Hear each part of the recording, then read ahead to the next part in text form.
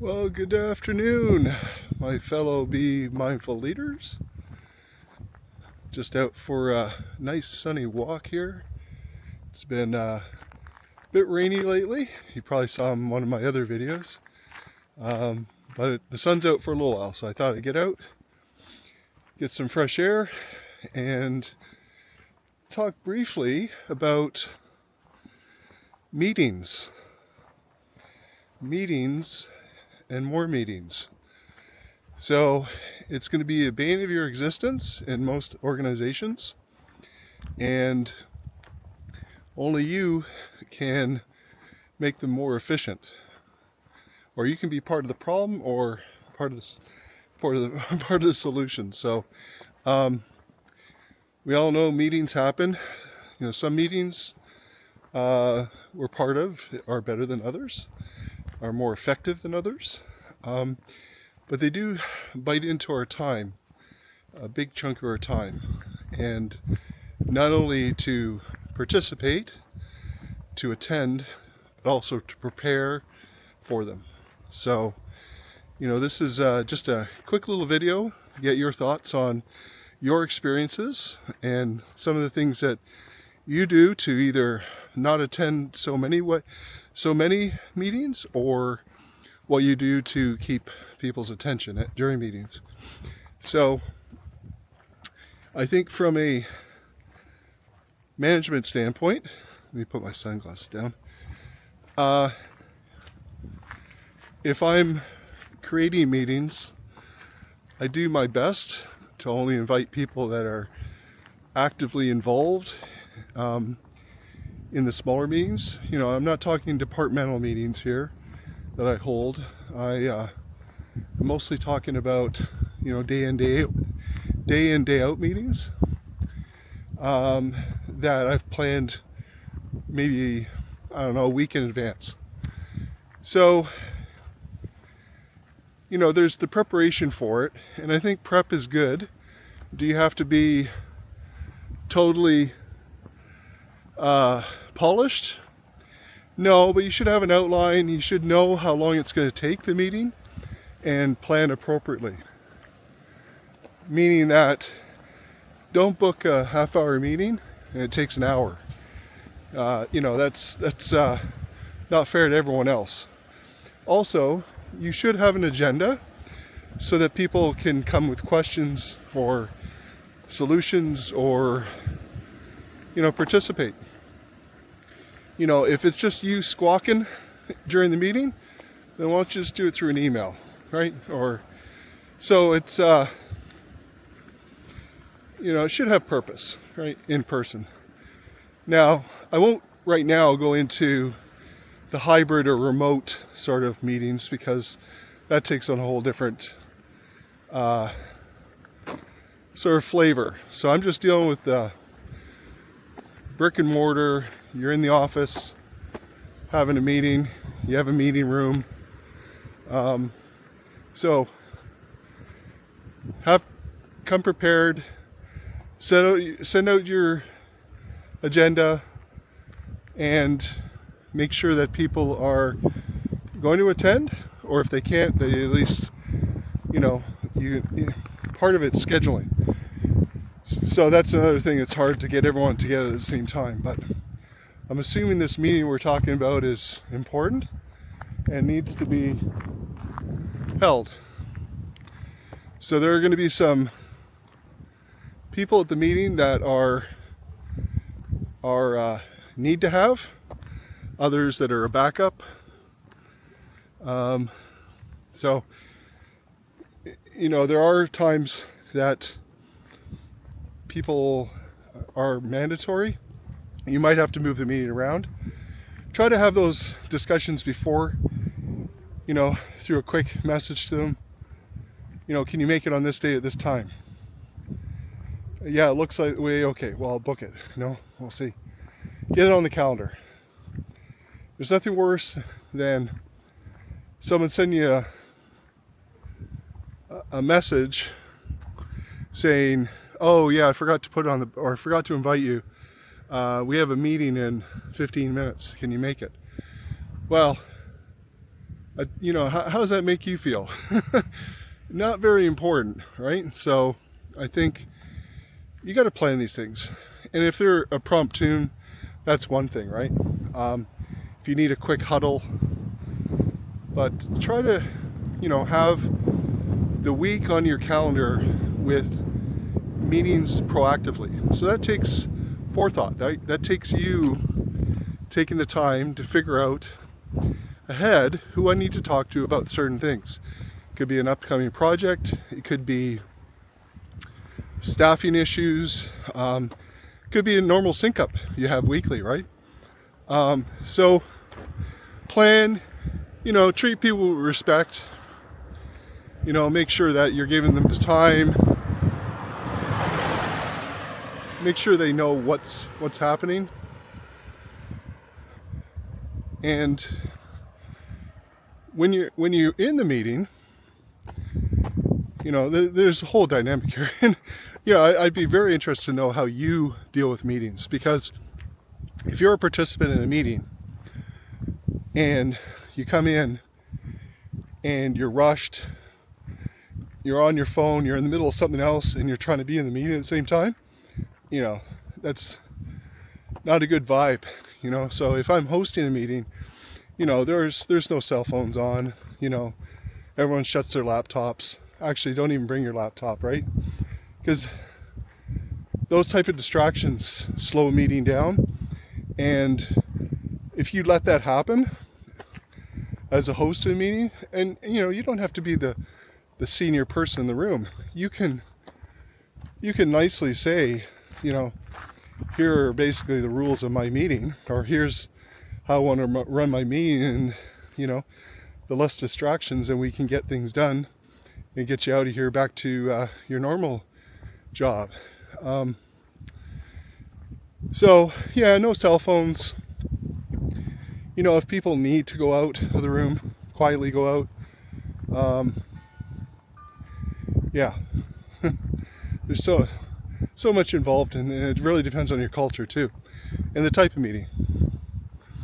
I find that people that are distracted either didn't need to be invited, don't have an interest in it. So these are things you can refine over time. It's like, who needs to actually be there, and who is a nice to have, and then who don't you want to have there at meetings anymore, or have a replacement. So, and some people can't make it either. So I think that part of what you can do is ask for a delegate.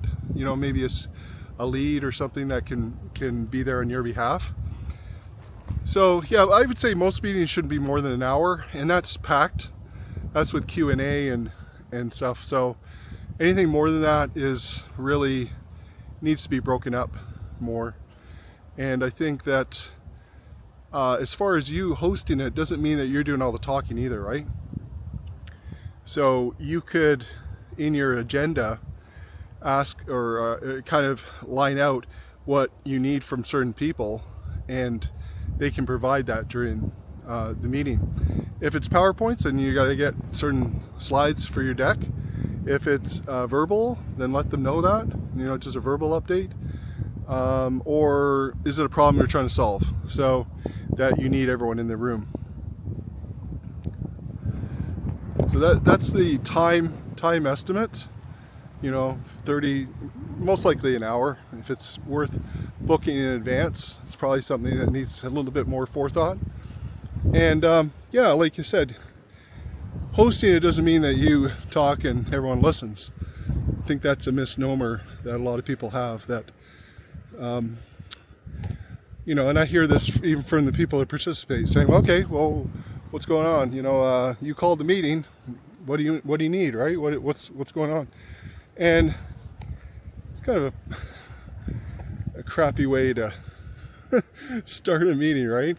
And like I said, if it's you just telling people something, you don't have to bring everyone together just to say that, right? I think you just need to,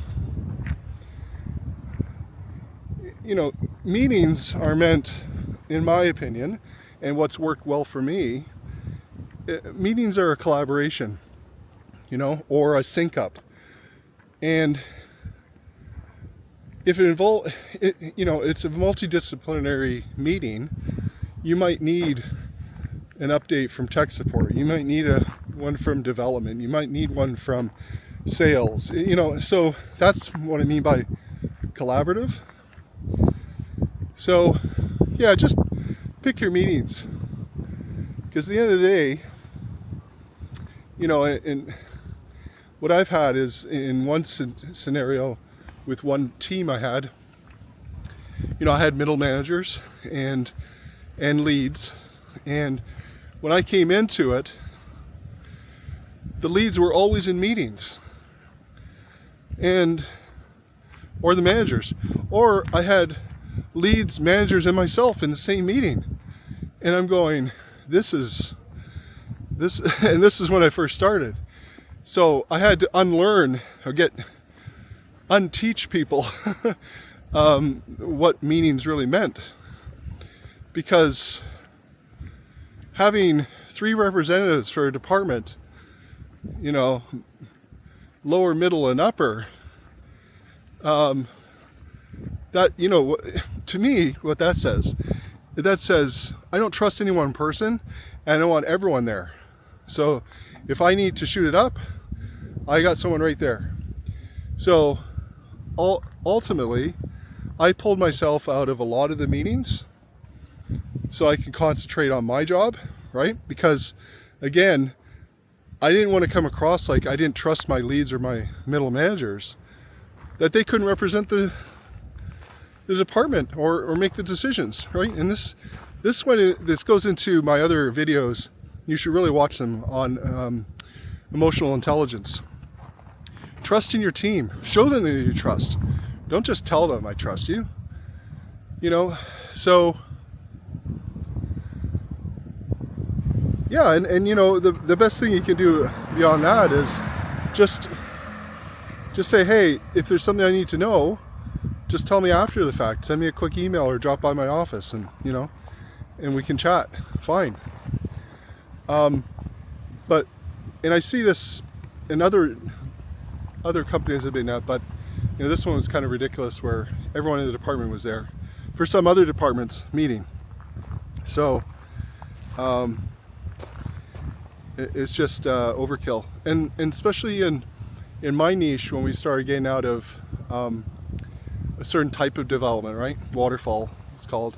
You got more into agile. You probably heard of maybe agile development, and things have to be lightweight, right? You can't be bogging them down with like a hybrid of everyone at one meeting and no one doing any real work.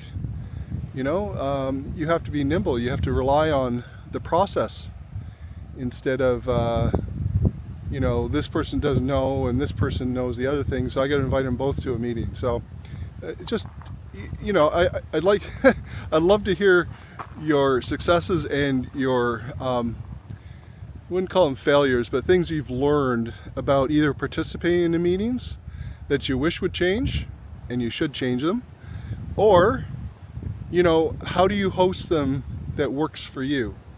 But I really haven't changed my tone of how I have meetings over the years with numerous companies, whether they're startups or global companies. So of course the culture and your rapport with others plays a part in how you present things and things that how internal workings sometimes work. But my approach has always been the same, and I don't really like enabling stuff when I come into a new company. I'm like, well, this is the way they do it. Well, no, like this is not.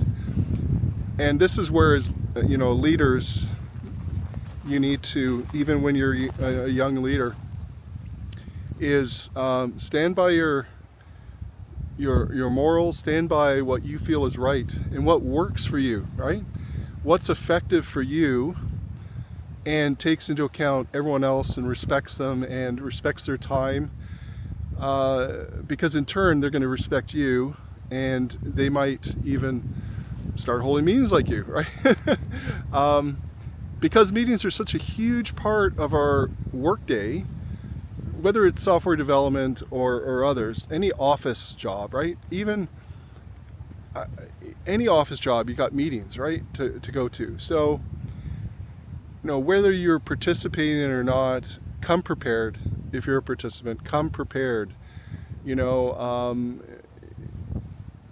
all I can say is that, if you're being invited to a meeting, that way, when you're invited to a meeting, you're there for a reason, not as a rubber stamp, and there'll be some of those, don't get me wrong, where they need a representative from each department,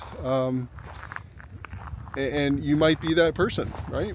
Whether you've got a lead title or what's going on, you're going to participate. So, and that's fine. Let me think, what else is there that you can do follow-ups. Some have really rigid, I take OneNotes and I have some transcribes for me during my meetings, and then I send it out, meeting notes afterwards, and that's what I'm talking about, culture, right? And I'm not against that, but the overhead for some of this stuff, transcribing, what are we in court? And the other managers, my peers or somewhat, they'd get one of their staff members to come in to transcribe their hosted meeting, to transcribe the meeting into OneNotes or in Word or whatever. So you've pulled them out of their own job. You've pulled them away from doing, and you've also treated them like, okay, this is important for you're going to do this for me, right? You didn't get hired for that, right? To transcribe meeting notes. Now, to be fair, sometimes they'll bring secretaries in and so forth, executive secretaries, but if you're trying to book people in to transcribe your meeting notes, then you need a different approach. You need to shake your head.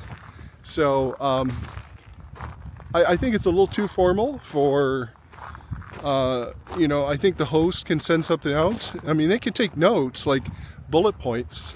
They don't have to be formal transcription, unless they're getting ready to go to court or something. But, yeah, so that's definitely something that I think I'd love to hear. Does anyone else have that, where they're transcribing notes and all that? Like, oh my God, things I think about. So, and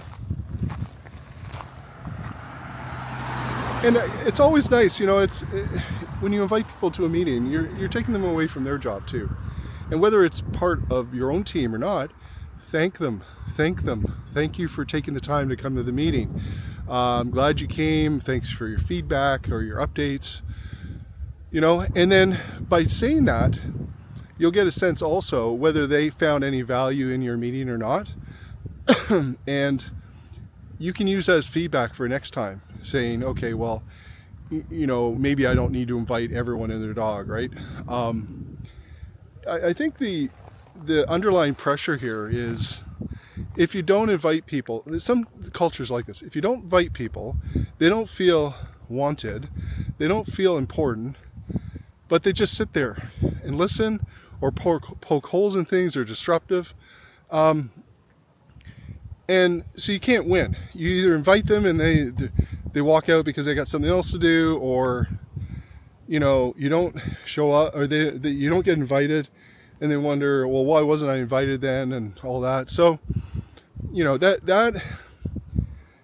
that's not for you to enable.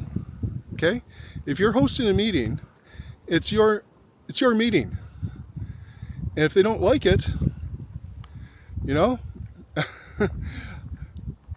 have someone else represent them then. If they're too busy or find it not important, or the other way, it's important that they're there to grab a coffee, take a break. And I don't want to come across jaded, but meetings have been a problem. Like even with my team, when I do my one-on-ones, and part of what I wanted is like, how can we trim the fat a bit so you can get more done and I can take away your obstacles, right? If getting rid of obstacles require me to be in more meetings, like smaller meetings to solve, then I'll do that. And the biggest thing, it wasn't that people at one particular position I was at, it wasn't that they were complaining about the meetings, because they were younger folk, younger group, and that's all they knew. They knew that they had to be in these meetings because they were told, right? So younger leaders or seniors within their horizontal space. And then when I start saying, I don't want you going to that meeting anymore, or if there's two of you, one of you goes and the others just keeps doing their thing. And they looked at me like I was strange or something, like, well, what if so-and-so says I need to be there? So this is where strength comes, right? And conviction. And it's not going to win you awards, it's not going to win you friendship and all that. But this is the difficult thing with transitioning from a frontline manager or lead to, elevate vertically and stand on your own 2 feet. And I'm not saying it's easy. I'm not saying that you're not going to run into conflicts. And I'm not saying, get fired. Well, if you're getting fired because of something like that, then you're probably in the wrong spot. But that's not what I'm trying to say, right? I'm not trying to say be difficult, but you really need to hold to your conviction. And if you're starting a new position, it's best to lead it out forward, right? And communicate even during the interview, like, this is how I like to run things, and they should know from the interview with you the type of personality and whether it's a fit for them. Don't play nicey during the interviews and then come in and then try to take over everything, because you might not have been a good cultural fit in the first place if you've done that. So which reminds me, I have a video on interviewing, which you might want to check out in my videos. It's a long form video. Or if you have anything specific you want to have me discuss about interviewing, that'd be great. I'm going off on a tangent now, but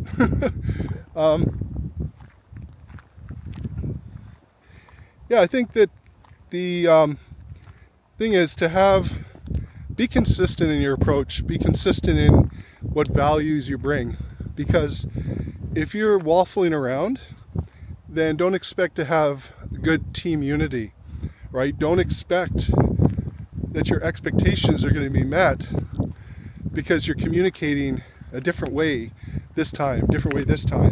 You're being influenced by your boss. You're being influenced by someone another department, but they're a C-level. And, so I've always told my team also that if they're getting derailed from what I expect from them because of someone else from some other department, then they need to come see me, and I'll readjust accordingly, or I'll handle it, right, with the other person.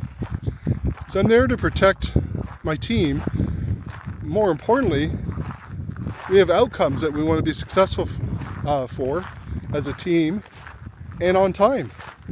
So meetings are a big part of it, time-wise. So try to make it as effective as you can, and respect everyone else. And with that, please hit the like button, because I know you like meetings. You can't do without them. So thanks for stopping by the channel, and I appreciate your time. And the meeting's over. Until next time, bye for now.